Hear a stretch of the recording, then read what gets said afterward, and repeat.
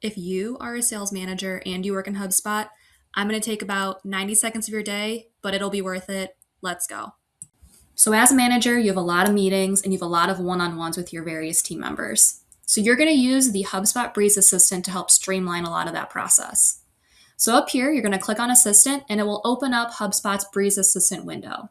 Now I've pre-prompted this with what I'm looking for just to save us time on this video with its reasoning.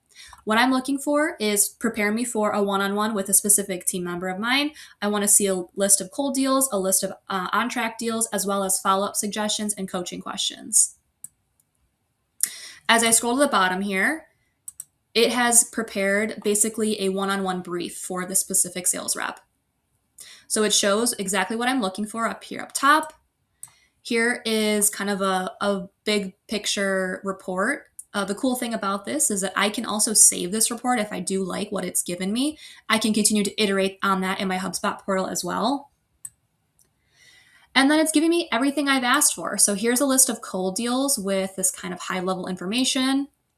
Here's separately a list of on-track deals with the high level information, as well as trends it's seeing with this specific sales rep, and then both follow-up suggestions and coaching questions that I asked it for.